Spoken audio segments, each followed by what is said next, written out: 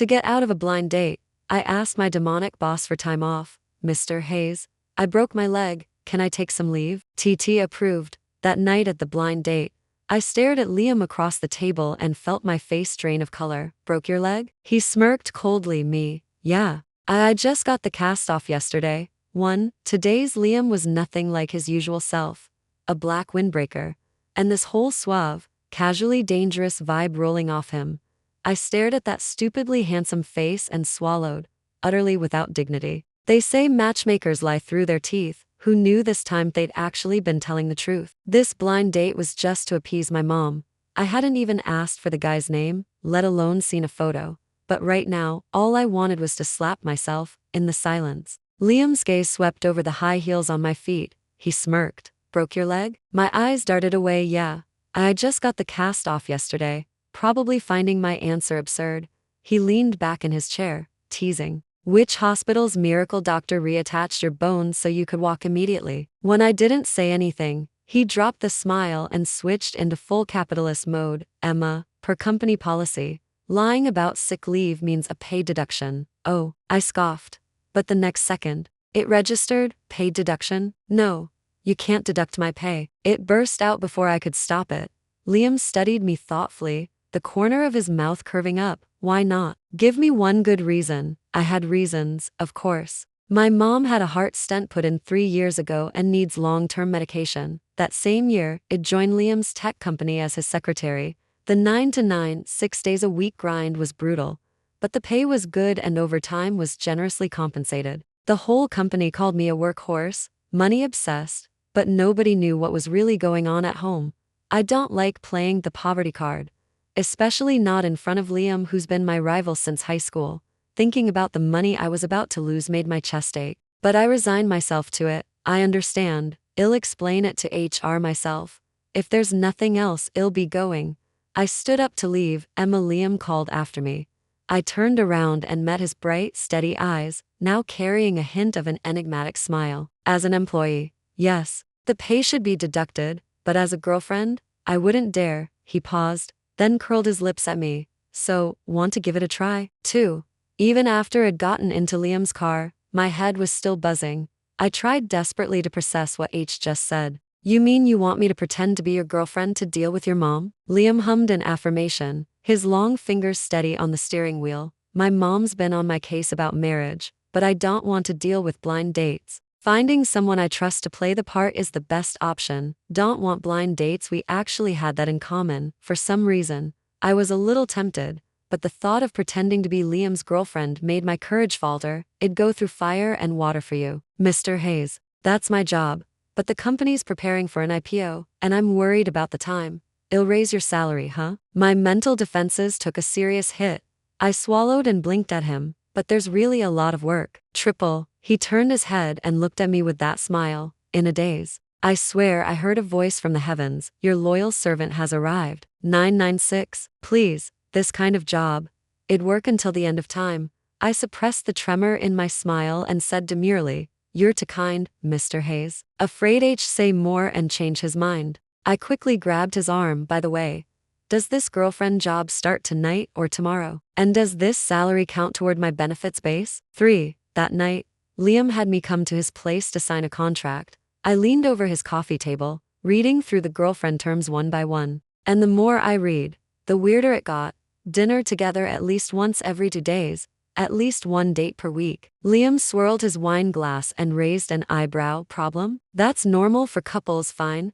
What about this one? I pointed at the contract. During the contract period, if physical contact occurs due to force majeure, the initiating party shall provide appropriate compensation. Liam gave me a subtle glance, his tone flat. That clause is to protect your rights. I objected. No, there's a loophole. What if I'm the initiating party? Then I'd be paying you? At that, he set down his glass and looked at me with dark, deep eyes. Would you? Well, how to put it? Liam might be a tyrant at work, but his face was genuinely devastating. On the company's anonymous forum, there's still a photo of him shirtless at the gym pinned up. And the comments below are pure chaos. That definitely knows how to do. Mr. Hayes's abs are killing me. His future wife is eating good. I nominate sit on Mr. Hayes's lap as the annual raffle prize. Is that too much to ask? Remembering that it also posted some bold stuff on that forum, I coughed guiltily. Of course not. I'm absolutely professional with you, Mr. Hayes. At that, Liam raised an eyebrow and stood up. Since you wouldn't, then you're worried I would, to avoid future disputes. I suggest we define compensation standards in advance. For example, he sauntered over to me. The next second, my wrist was in his hand, a low voice by my ear. For this level of contact, what does Secretary Bennett think is fair compensation? My breath caught. I looked up at him in surprise. Liam's dark eyes were like a mirror, reflecting my own face back at me. I fell into the depths of his gaze and, as if possessed, blurted out a number, T2000. Liam chuckled. His fingertips slid down my wrist and laced through my fingers. And this? 5,000. I said it guiltily. And Liam laughed even more openly. His face kept getting closer. I could see every individual lash. And those full lips, poised and ready. Blood rushed to my head.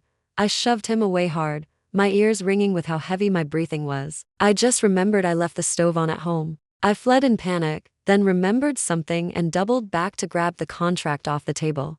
I'll take this back to study it. We'll talk tomorrow. 4. That night, I read the contract over and over but couldn't find anything wrong with it. Abnormal. This was so abnormal, after all. Liam and I had been rivals since high school. Every time he got first place, I got second. In my second year, my mom was diagnosed with coronary heart disease. Our family couldn't make ends meet, and my living allowance was pitifully small. After class every day, I'd deliberately stay in the classroom to study, waiting until the cafeteria was less crowded before going to buy a cheap bowl of rice and vegetables. I was afraid they'd look down on me, even more afraid they'd pity me. But no matter how careful I was, that day I still ran into Liam. Had missed dinner because of a rehearsal for the arts festival. I was hiding in a corner of the cafeteria. When I saw him turn around with his tray, I ducked my head like a rat. I prayed he wouldn't see me, but that tray still landed across from me. All 4 compartments were piled high, a stark contrast to my one rice, one vegetable. Liam sat down, glanced at my tray. Eating so little, you full? I went rigid. I'm on a diet. Got a problem? He didn't say anything.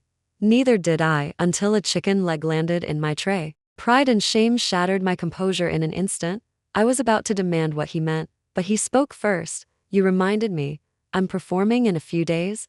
Need to stay in shape for the whole school heartthrob thing. Mind helping me out by eating some? That cocky tone, there wasn't a trace of pity in it. I inexplicably relaxed. When I left, I even made sure to say thank you. But that afternoon, I noticed weird looks from a lot of classmates. A few girls from the clique that always hated me deliberately walked by during break and raised their voices. Fine that she can't afford food and sponges off Liam, but how dare she keep saying she'll beat him? Isn't this what they call biting the hand that feeds you? Back in high school, first place got a scholarship, second place got nothing, so every time I came in second, I'd march over to Liam's desk and vow to beat him next time. Liam never got mad, just looked at me like I was beneath him and said, anytime. But now, one chicken leg had marked me for life. I was the ungrateful person who took Liam's favors and didn't know how to be thankful. That day, I ran to the bathroom and cried for an entire class period. When I came out, I bumped right into Liam. I shoved him away angrily. Happy now? His eyes flickered like he wanted to explain something. But in the end, all he managed was, I'm sorry, for the rest of high school. I barely spoke to him. It wasn't until we got into the same university and joined the same club that we started talking again. 5. The next day, I handed Liam the signed contract. He was smirking, without a word. He signed it and held out his hand. Pleasure doing business with you, girlfriend. I gave him a perfunctory handshake and was about to turn and leave. Liam called after me. Tonight a friend's back from abroad and threw a welcome party. Wanna come? Probably afraid I'd refuse, he added. Extra pay. The welcome dinner was at a luxury private KTV suite downtown. Midway through, Liam went to the bathroom, and a graceful figure in high heels walked in. Emma, long time no see. I looked toward the voice and spotted a familiar figure at the door. Scarlett, also one of the girls from that high school clique. You weren't at the last reunion? Heard you're Liam's secretary now? I smiled silently, but she clearly wasn't done. I thought you went to the same university as Liam. We used to admire how well you did on exams. How do you end up just a secretary? She was practically glowing with sarcasm. I corrected her. Board secretary. Board secretary is management, fundamentally different from a regular secretary. But I didn't expect this woman to completely miss the point. Don't get me wrong. I don't mean anything by it. It's just that secretary doesn't sound great. You know how it is. A lot of secretaries these days are basically financially dependent on their bosses, whoever the boss says. They serve. No freedom at all. Scarlett deliberately raised her voice. And quite a few people in the suite glanced over. They didn't know me, but they instinctively looked down their noses, as if this malicious speculation made them superior. Scarlett crossed her arms and watched me with smug satisfaction. Looking utterly pleased with herself, I clenched my palm. About to snap, suddenly, the suite door was slammed open. A low, icy voice cut through the crowd. You call the job where she slams board resolutions on my desk no freedom? 6. At that, the whispering suite went dead silent. Liam had done media interviews before, so clearly everyone here recognized him. Scarlett looked awkward for a second, then forced a smile. Liam, you're here too? No wonder our class valedictorian. Your company's even going public now. Liam's expressionless gaze swept over her face. Who are you? The temperature seemed to drop to freezing. Scarlett was speechless. You don't remember me? Scarlett.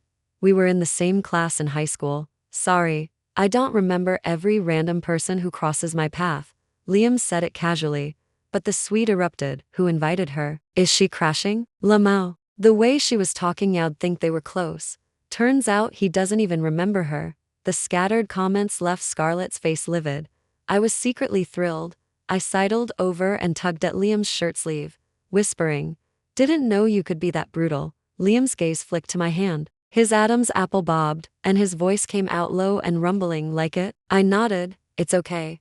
Just suddenly realized your sharp tongue is actually useful sometimes. Liam went silent for a moment but didn't take offense. He glanced at the onlookers and spoke in a deep voice. I didn't realize everyone was so curious about my relationship with Board Secretary Bennett. Since some old classmates are here tonight, let me clarify. Emma Bennett does serve as board secretary of my company, but I poached her at great expense. In other words, with her education and talent, she could walk out of my company and have the world at her feet, but Leap Fun Technology would regret losing someone that excellent. The resounding speech made quite a few people look at me with new respect. Scarlett's face was purple, but she could only swallow her pride. The incident eventually blew over when the host smoothed things out. 7. After several rounds of drinks, the party loosened up. Scarlett picked up a glass and came over. Emma, I didn't mean to be rude earlier. No hard feelings. Of course not, I answered perfunctorily. But I knew exactly what was up. Scarlett had always been a social climber who kicked people below her. That's how Shed treated Victoria, the queen bee of their clique, back in the day.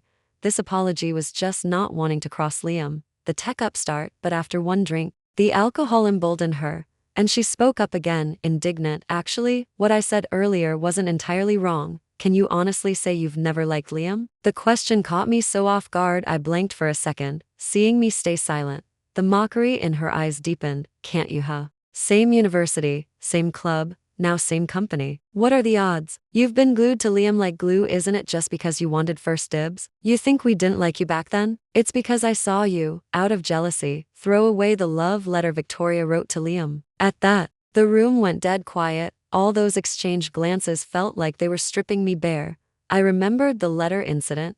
It was the first mock exam after class reassignment in our second year. I had always been first, dropped to second, walking past Liam. I saw he was opening a love letter. I couldn't help a snarky comment. No surprise the study god's good at both academics and dating. Liam's hand paused on the letter. He glanced at me casually. Don't date. Then he handed me several love letters. Twisted my ankle playing basketball yesterday. Mind taking care of these for me, Bennett? That day, I stood there holding a pile of love letters, completely at a loss. Throwing them in the trash felt rude, so I put them in the time capsule on the first floor of the academic building. Figured they were memories of youth. But I hadn't expected one of them to be Victoria's, and I certainly hadn't expected that a conflict solvable with a single question would lead them to ostracize me for 2 whole years. Sure enough, some people fight tooth and nail for a bright future, while others get stuck on petty romance during the years they should be grinding. People's perspectives are just different, I guess. Thinking of this, I laughed scornfully and shook my head. So that's it? I overestimated you all. There's nothing I'm afraid to say. I really never. It was me. A sharp exclamation cut me off, and the words "never liked him" got stuck in my throat. Liam was standing at the edge of the crowd. his expression unreadable. I asked her to handle the letters, same university because I snuck a look at her application, same club because I asked a senior privately. He paused, his gaze on me faintly bloodshot. His Adam's apple moved, and it was like H shed the golden boy's arrogance. His posture careful and humble, but every word hit like a boulder. She wasn't glued to me. I was the one chasing her. The one who wanted first dibs was always me. 8. That night, thanks to Liam's brilliant performance, the rumor that H been chasing me for 10 years spread like wildfire. Throughout the rest of the party, my gaze kept drifting back to him. I noticed details I'd never noticed before, like, Liam has really nice hands. When someone passes him a cigarette, he never smokes it, just holds it loosely. But that slow, suave way of doing it makes your throat go dry. Or, he works out, broad shoulders, narrow waist, in a black shirt with the collar slightly open. The lines of his chest are enough to make your imagination run wild. Every time a sacrilegious thought crossed my mind, I'd chug a glass of ice red wine to sober up. By the end of the party, I was so drunk Liam had to haul me into his car. He tersely told the driver to take me home. Remembering how my mom had broken down crying the last time I came home drunk, I instantly sobered up. No, I'm not going home. If my mom sees me like this, she'll have a heart attack. Probably thinking I was being dramatic. Liam didn't ask further, just frowned and said helplessly, "Then where do you want to go?" "Just find me any hotel, thanks." I closed my eyes and rested. But 10 minutes later, when I was standing in front of a suite at a 5-star international hotel, I was completely stunned. I grabbed his hand and tried to bolt. "Are you crazy? Look at our financial situation, we can't stay here." Liam rubbed his temple and held me back. "Our financial situation is fine, I'll expense it. It's safer here than other hotels.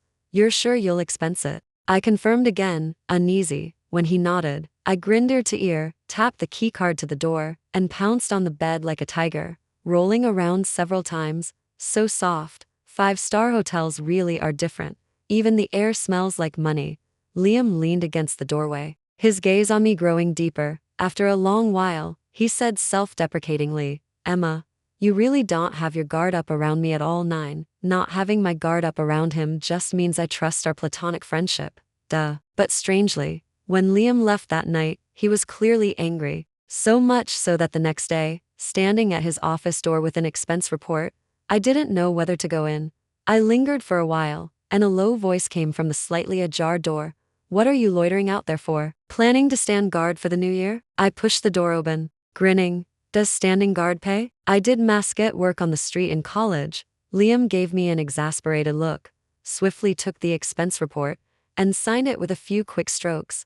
Little money grubber. After handing it back, he grabbed his jacket. "Let's go." I blinked. "Go where?" "Lunch." Seeing me frozen in place, he leaned slightly closer and smirked. "Forgot about the contract you signed already?" That reminded me. "Dinner at least once every 2 days, got it?" "Got it." I hurried after him, passing by him. Suddenly a warm palm wrapped around my wrist. I instinctively tried to pull away, but he held on tighter. "Relax, I'll pay you per the contract." Before I could react, Liam led me brazenly through the entire office floor. Everywhere we went, keyboard tapping colleagues froze. The receptionist's red-lipped mouth formed a perfect O. Even the cleaning lady lost her grip on the mop, and it clattered into the bucket. I instinctively covered my face with the expense report. Wait, the contract didn't say anything about making the office relationship public. That lunch was pure torture. On the company's anonymous forum, a photo of Liam holding my hand replaced the gym photo that had been on the homepage, but the comments below were weird. Board Secretary Bennett finally made a move. I guess someone had to tame the beast. Who do you think's on top? Hard to say. Every time Board Secretary Bennett slams a board resolution on his desk, he looks like a henpecked husband, total opposite of his usual demonic self. I suspect Mr. Hayes is the one being forced. Buddy, you are way off base. Even Nathan, the assistant who's normally oblivious to office gossip, messaged me, "Girl, you finally came to your senses?" I stared at the screen, utterly confused. The message notification was so loud that Liam couldn't help but look over.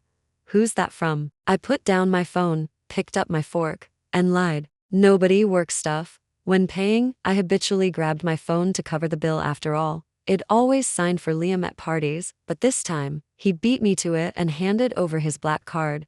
I smiled and was about to put my phone away. "Wait." Liam stopped me. his gaze on my phone screen intriguing. The payment screen had somehow been switched to the forum page. And worse, Liam's heart-pounding abs photo was right there. Plain as day. The air went awkwardly silent. Liam stared at me without moving, then smirked coldly. Emma, this is your work stuff. 10. I felt like it opened a massive can of worms in the conference room now. The heads of tech and admin sat stiffly across from me. Everyone's phone was open to that anonymous forum. Liam sat at the head of the table, his voice cold. The company has strictly enforced corporate culture these past few years, and this is the culture you've given me? The admin director protested loudly. Mr. Hayes, that forum isn't officially affiliated. I had no idea. Huh? Wasn't she the one in the group chat suggesting the annual raffle prize be sit on Mr. Hayes's lap? Liam's face darkened. Not official means you don't manage it? Bald Ben from Tech chimed in. Well, manage it. Well, manage it. Tech can shut it down at the source. What do you think? At that, my heart sank. I was a sinner. The company's last safe haven was about to disappear. Thinking of this, I spoke up. Actually, I've seen the forum content. It's all just colleagues blowing off steam. A lot of foreign companies have vending cultures supposedly boosts morale. After I spoke, Liam's gaze shot daggers at me. You've seen it? So you knew about it all along? I just made an account. Seeing his suspicious look, I said righteously, but I promise I mainly went undercover. I definitely didn't say anything outrageous. At that, the room went dead quiet again. After a while, Bald Ben carefully asked, Mr. Hayes, how would you like to handle this? Liam's gaze swept over my face, and he sighed. Fine, keep the forum. Tech will check the posting IPs. Individual IDs can stay anonymous, but senior management needs real name access to prevent information leaks. Real names? Thinking about the bold stuff it posted, sweat soaked my back. After the meeting, I rushed straight back to my desk to delete my posts, but unfortunately, Tech had already copied the data before the meeting, and so, 2 days later, on the afternoon the IPs were cracked. I got a message from Liam. Emma, come here. 11. Liam rarely called me Emma before. It was my full name, and after I started working, Board Secretary Bennett or Secretary Bennett.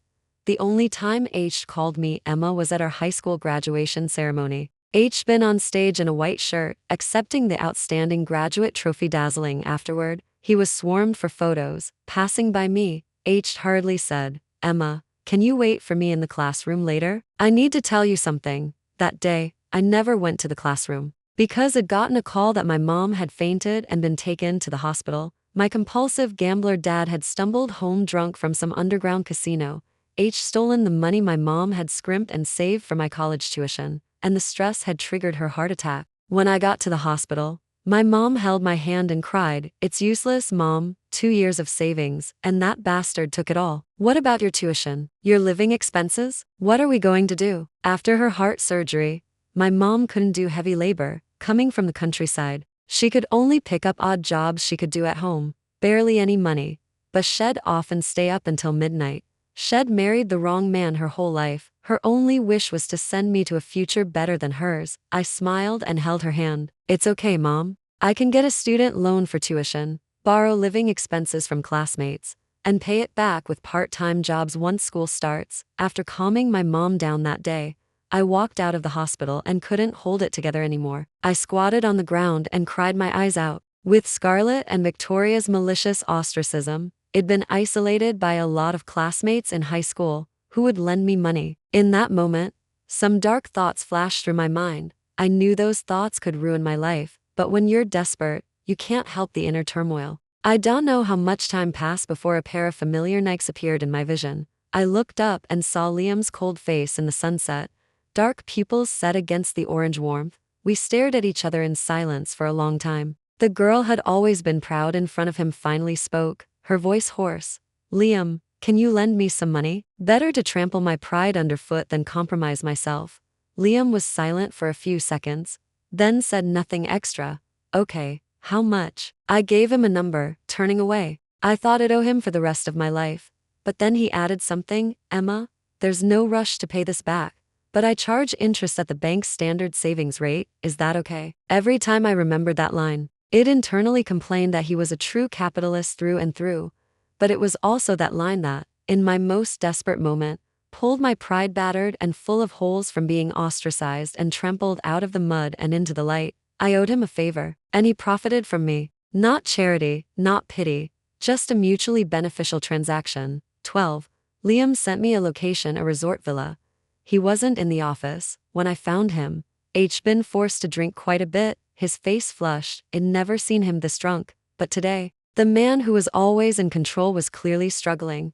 I helped him up from the table.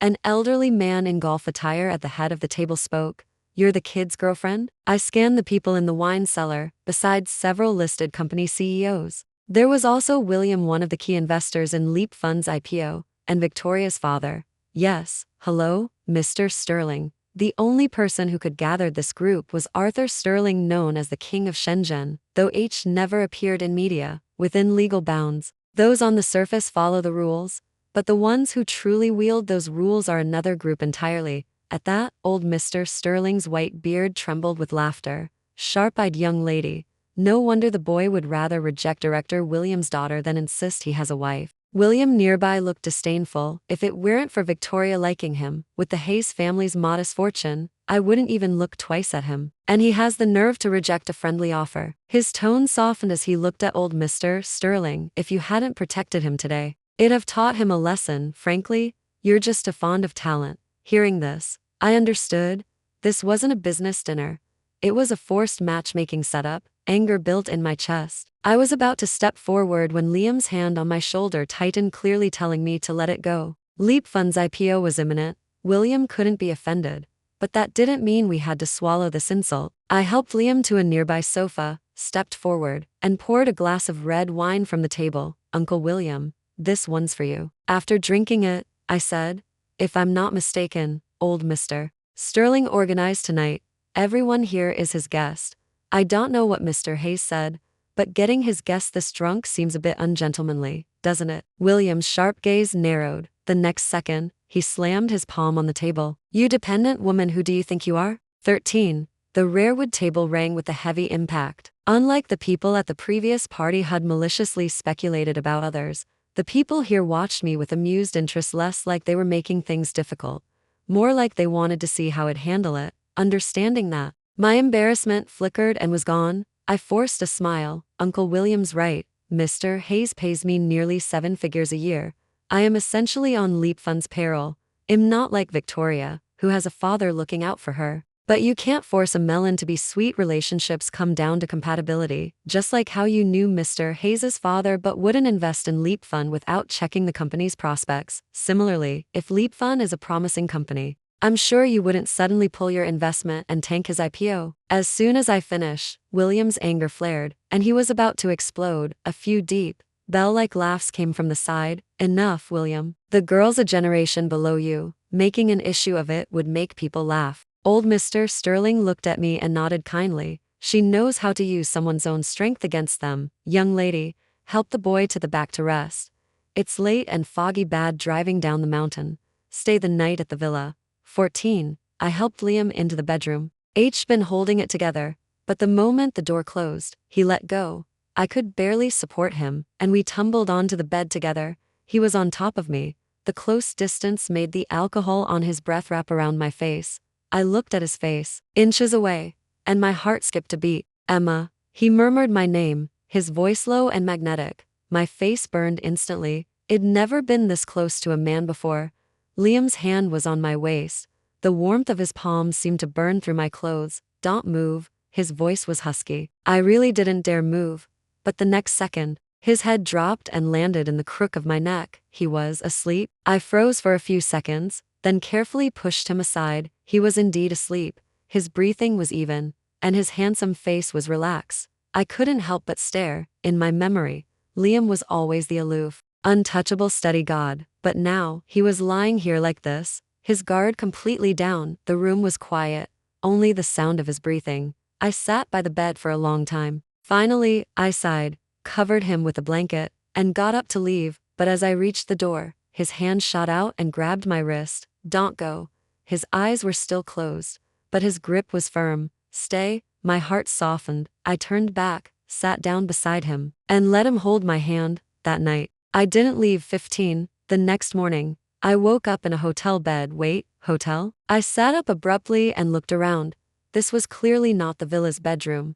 the door opened, and Liam walked in carrying a breakfast tray, aged already showered, his hair slightly damp, wearing a white bathrobe. Seeing me awake, he raised an eyebrow. "You're up." I was stunned. "How did I get here?" "You fell asleep on the sofa last night. I carried you here." He set down the tray and sat across from me. "You talked in your sleep." My face went red. "What did I say?" He looked at me, his expression unreadable. "You said, Liam, don't be mean to me." I did not. I denied it instantly, but my ears were burning. Liam chuckled, his deep voice making my heart flutter. "Relax, I'm just teasing you." He pushed the breakfast toward me. "Eat, we have a board meeting at 10, during breakfast." I kept stealing glances at him. Last night's memories came back in fragments, his hand on my waist, his breath on my neck, the way H held my wrist and said don't go. My face got hotter and hotter. Liam noticed and asked, "You okay?" "Your face is red." "I'm fine. Just, the room's too hot." I grabbed my bag and stood up.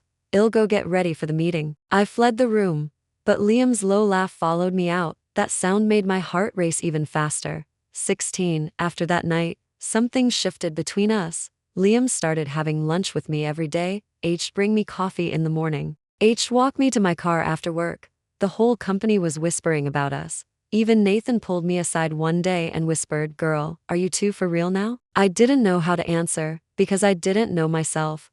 One afternoon, I was working late in the office. Liam came out of his office, saw me still there, and frowned.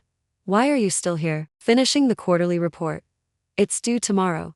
He walked over, glanced at my screen, and said, "That's not your job. Bald Ben's team should handle the data." "But they're swamped with the product launch." I said it'd help. Liam sighed. "You're too nice. People take advantage." I looked up at him. "You're one to talk. You're the one who works until midnight every day." He was silent for a moment, then said, "That's different." "How is it different?" "Because I'm the boss." I rolled my eyes. Classic boss logic. He laughed, then sat down across from me. "Fine, I'll stay and help." That night, we worked side by side until 2 in the morning. When we finally finished, I stretched and yawned. Liam looked at me and said softly, "You're tired, let me drive you home." On the way, I fell asleep in the passenger seat. When I woke up, the car was parked outside my apartment building. Liam was looking at me, his gaze gentle. "You're awake." I rubbed my eyes. "How long was I out?" 20 minutes. I didn't want to wake you. The car was quiet. The street lights cast a warm glow through the window. Something about the moment felt fragile and precious. Liam reached out and tucked a strand of hair behind my ear. His fingertips brushed my cheek, and I shivered. "Emma," his voice was low, almost a whisper. I looked into his eyes and saw something I'd never seen before. Something warm and vulnerable. My heart was pounding so hard I thought he could hear it. He leaned closer. I closed my eyes. But then his phone rang, shattering the moment. He pulled back, answered it, and his expression changed instantly. It was Nathan. "Mr. Hayes, there's a problem. Pinnacle Technology just announced a competing product. Their press release went live 5 minutes ago."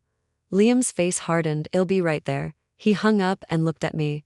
"I have to go." I nodded, trying to hide my disappointment. "Go, it'll be fine." He got out of the car, walked around to my side, and opened the door. "Get some rest, I'll call you tomorrow." I got out and walked toward my building. Halfway there, I turned back. He was still standing by the car, watching me. I waved. He waved back. That night, I lay in bed and couldn't sleep, because I'd realized something terrifying. I was falling for Liam Hayes, and I had no idea what to do about it. 17. The Pinnacle Technology crisis consumed the next weeks. Liam barely slept. I barely saw him. Every time I brought him food, H glance at it, say thanks, and go back to his computer. The company was on edge. Rumors spread that Pinnacle had stolen our core technology. One evening, I found Liam in his office, staring at his screen, his face pale. I walked over and saw what he was looking at. Pinnacle's product was nearly identical to ours. Same interface, same features, even the same bug we'd been trying to fix for months. Someone had leaked our source code. Liam's jaw was tight. "I know who did it." "Who?" "Scarlett." I was shocked. "Scarlett? She works at Pinnacle now?" "She's their product manager. She's been feeding them information for months." I felt sick. "How could she?" "Because she hates you. And she hates that I chose you." Liam looked at me, his eyes dark. "I'm sorry, Emma. This is my fault. I should be seen this coming. I shook my head. No, it's not your fault. Scarlett's always been like this. I thought back to high school. The way she'd spread rumors. The way she'd ostracize me. Some people never change. Liam stood up and grabbed his jacket. I'm going to the office. We need to prepare a statement before the market opens tomorrow. I'll come with you. No, you need to rest, Liam. He stopped at the door and looked back at me. Emma, I need you to be strong right now, okay? I nodded, my throat tight. He left, and I stood alone in his office, feeling helpless. But I wasn't going to just stand there. I picked up my phone and called Nathan. Nathan, I need you to pull everything you can on Scarlett. Employment history, social media, anything. I don't care how you get it. Nathan was quiet for a second, then said, You got it. That night, I worked until dawn. By morning, I had a file on Scarlett that would make her regret ever crossing us. 18. The next morning, Leap Fund's stock hit the daily limit up. Pinnacle's press conference was a disaster. Halfway through, someone leaked Scarlett's internal emails, proof she'd been stealing Leap Fund's data for months. Pinnacle's CEO was furious. Scarlett was fired on the spot. The SEC launched an investigation. I watched the news from Liam's office, feeling a strange mix of satisfaction and exhaustion. Liam walked in, saw me, and smiled. You did this, didn't you? I shrugged. I just provided the evidence. The legal team handled the rest. He walked over and pulled me into a hug.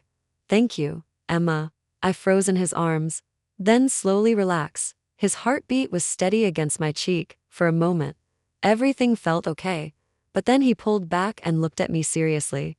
There's something I need to tell you. My stomach dropped. What is it? Victoria's coming back from abroad. She's joining Pinnacle as their new VP. I pulled away. Victoria? As in your old classmate Victoria? The same one. I felt a knot form in my stomach. Victoria had always been Liam's most persistent admirer. Beautiful, wealthy, connected. And now she was running the company that was trying to destroy us. Liam saw my expression and reached for my hand. Emma, it doesn't matter. It does matter, Liam. I pulled my hand away. She's your type, rich, beautiful, connected. Everyone always said you to belong together. Who's everyone? Everyone. Scarlett, the other girls, even your mom. My mom? I stopped. I hadn't meant to bring that up. Liam's expression changed. My mom said something to you? I looked away. It doesn't matter, Emma. Look at me.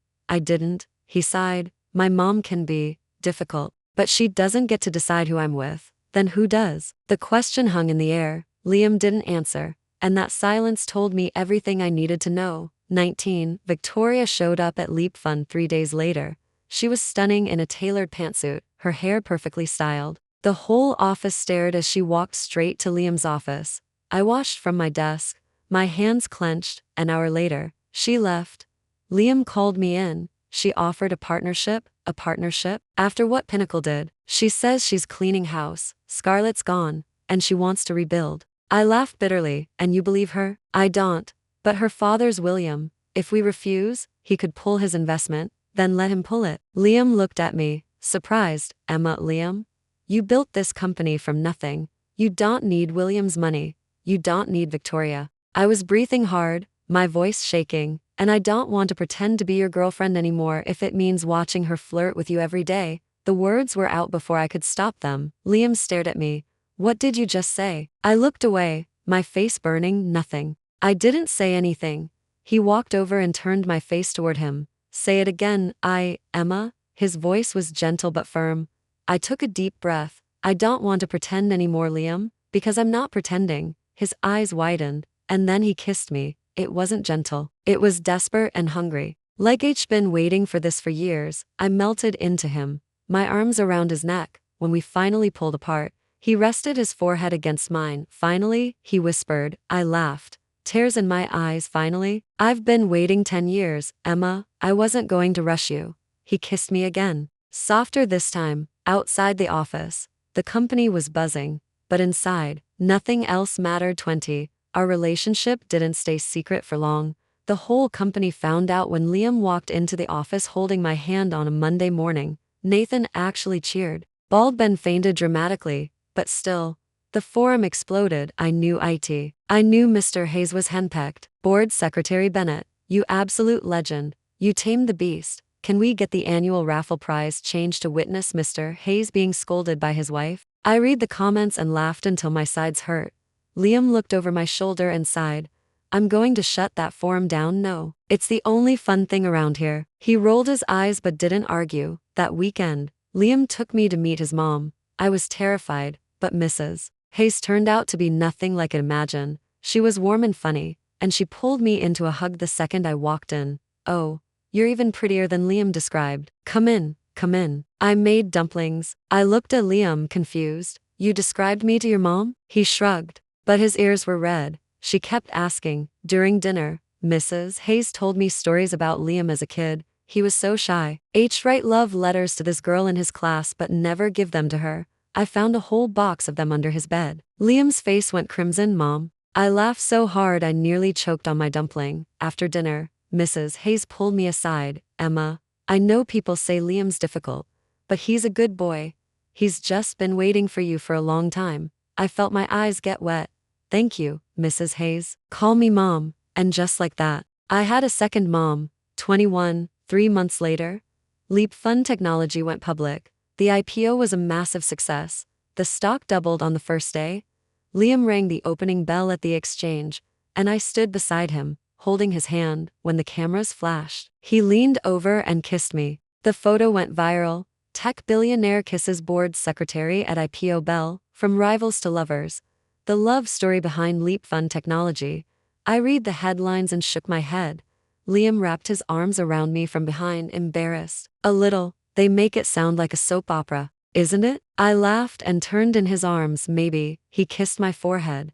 I promised you the dawn, remember? I looked at him, confused. What dawn? At the graduation ceremony. I was going to tell you, but you never showed up. I remembered that day at the hospital. My mom's heart attack. Liam. It's okay. You had your reasons, and I waited. He smiled, his eyes warm. 10 years is a long time to wait for dawn, but it was worth it. I cried. He held me while I cried. And I knew this was the man I was going to spend the rest of my life with. 22. A year later, we got married. The wedding was small, just family and close friends. My mom cried through the entire ceremony. Mrs. Hayes cried too. Nathan gave a speech that made everyone laugh until they cried. Old Mr. Sterling showed up unexpectedly and gave us a painting as a gift. For the boy who refused to give up, he said, clapping Liam on the shoulder. Scarlett didn't come. She was facing criminal charges for the data theft.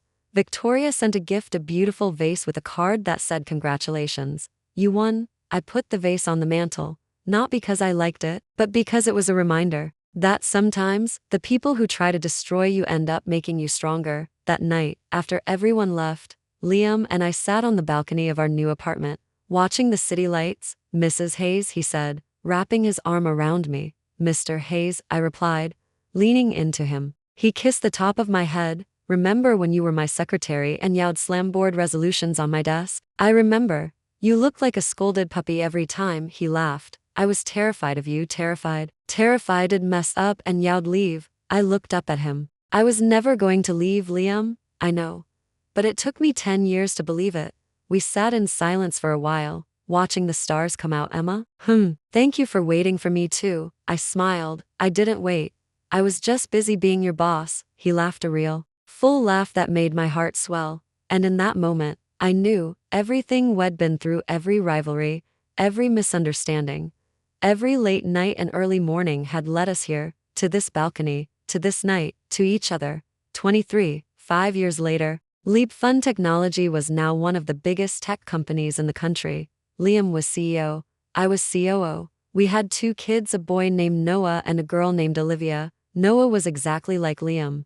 Quiet, smart, with that same sharp gaze. Olivia was exactly like me. Loud, stubborn, with a habit of slamming things on desks. One evening, I was putting Olivia to bed when she asked, Mommy, how did you and Daddy fall in love? I smiled and tucked her in. Well, your daddy and I used to be rivals in school. He was always first, and I was always second. Did you hate him? At first, maybe a little, but then, I thought back to the cafeteria, the chicken leg, the way H said mind helping me out by eating some, the way H lent me money and charged bank interest, the way H waited 10 years.